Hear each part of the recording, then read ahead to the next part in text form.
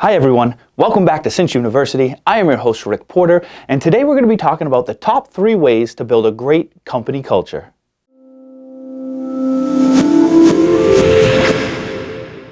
Alright guys, so let's dive right in. Tip number 1 is be authentic. Hands down, my number 1 tip. Don't be fake, don't be contrived, don't watch a YouTube video, including this one. Don't read a podcast or listen to a podcast or read a book and regurgitate what you heard because they said, here's what worked for me. Be authentic, find what works for you. The number 1 thing you want to do to build a company culture is employee appreciation, right? If your employees feel appreciated, if they love the place they work and they're happy, that's gonna show through to your customers, right? So you're trying to show that appreciation, but you have to do it in an authentic way. There's nothing worse than getting a birthday card with a $5 gift certificate to Dunkin' Donuts in there that says happy birthday from the boss.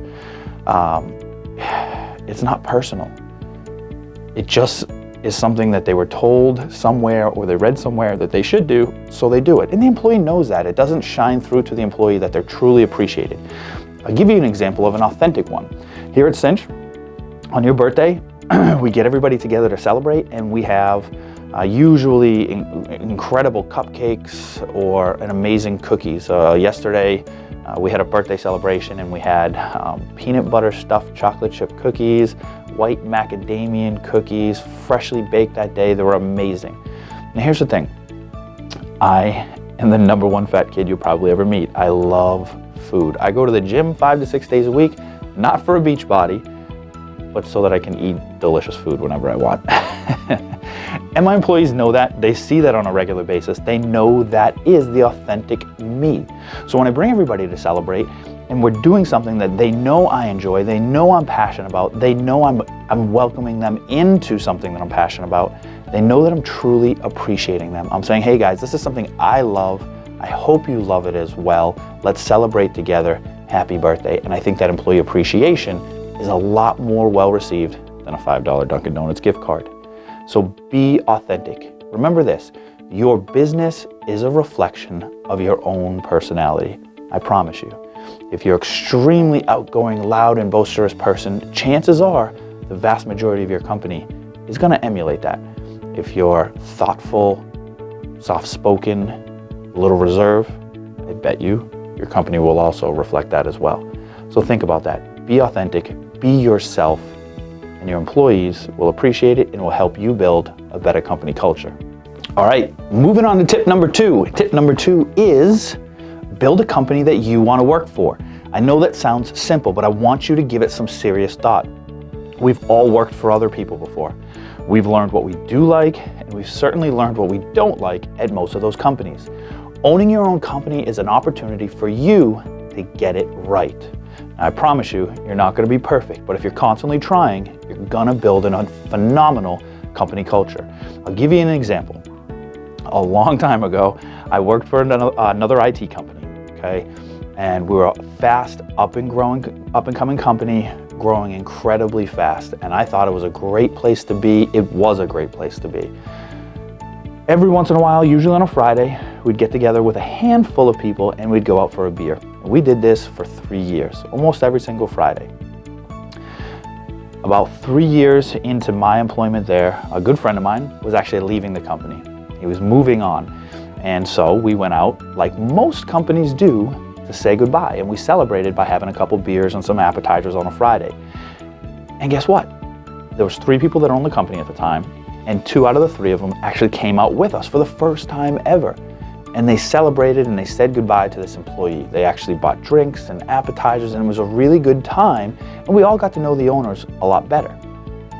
Now I say this, and believe it or not, it's not because I thought it was great. It was fun, it was a good way to meet the owners, and I thought it was really nice that they were saying goodbye and that I appreciated you when you were here. But why are they doing it when he's leaving? He's no longer valuable to the business, he's no longer valuable to the employer. Why are they just celebrating and appreciating him now? Why didn't they do this, once a month, once a quarter, even once a year over the past 3 years? It just didn't make sense to me. So when I started my own company, I put effort into making sure that I never did those same things, okay? So as an example, it's a policy here at Cinch IT that on an employee's first day, we celebrate and appreciate them on that day. It does a number of things. First off, your first day anywhere is usually pretty boring and usually pretty monotonous. You sit there and you fill out a ton of HR paperwork, you watch a lot of videos, you barely get to meet the staff and the people that you're going to be working with every single day because you're so busy just getting set up. You go home and your significant other says, "How was your first day?" And you say, "A typical first day," and filled out a lot of paperwork, watched a bunch of videos. "Well, how was the place you worked?" "It was good. They gave me a quick tour, but I didn't really get to see a lot of it because we were really only in like 1 or 2 rooms." "Okay, how was the people you worked with?" "Well, again, I really only got to meet a handful of people because I was filling out paperwork and watching videos all day," right? Not a great first impression, certainly not a way to welcome an employee. So we actually have an employee party for every new employee at 5 o'clock, the end of the day, on their first day. It does a number of things. One, their first day is mildly still just as boring because it's a necessity. You have to get a lot of that stuff done. But when we have a party at 5 o'clock, we ask them to invite their significant other. If they have children, bring your children, okay? It gives everybody, the entire family, an opportunity to see where the person is working, the environment they're in, the culture they're in. They even get to meet the other employees. Even the employees bring their families, like my wife and my kids come, and we all get to meet each other. We have pizza or sandwiches or whatever, and we celebrate them. We usually get them a card, we usually have a cake, and it's just a nice celebration. Now think about it. How welcoming and appreciated do you feel when you go home that day? There's no conversation that needs to be had. Your significant other is not going to ask you, "How was your first day? How was the place? How were the people you worked with?" They know all the answers to those questions because they too got to meet them as well. Just a great example of building a company that I want to work for. I saw something that I didn't like in a previous employer and I tried to change that here at Cinch IT. Think about the different things that you've seen along the way, both the good and the bad, that you can either implement or change in your own business. And finally, tip number 3, and that's hire right. Probably the more difficult of the 3, but certainly not the least important. Hire right. What do I mean by this? I mean, take your time, select the right employees. Things to keep in mind when you're hiring. Will this employee fit in with the company culture that I've built or that I'm in the process of building? Are they going to fit in with the staff and the employees? Do they have the same goals, objectives, personalities? Do they have the same values that your company has? It's the only way they're going to fit in. It's the only way you can continue to build a great company culture. It sounds harsh, but we've all had or seen that one employee that just becomes cancerous. There's no other way to say that. Maybe they have a negative personality, maybe they gossip a lot, and they become a cancer. They're infectious. Their attitude drives down the overall attitude of your company, bringing down the overall culture. Weed those people out quickly. You're gonna ask yourself, how do I do this? It's not that simple, but here's one suggestion I wanna give you. If you have a great company culture and you have great employees today, look to them when you're looking to hire your next employee. Chances are they're only gonna recommend somebody who will fit in.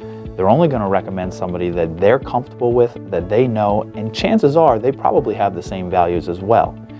Adding a friend of a friend is a great way to continue your company culture and ensure that you're bringing in somebody that truly fits in, okay? There's no surefire way to know, so keep an eye on it.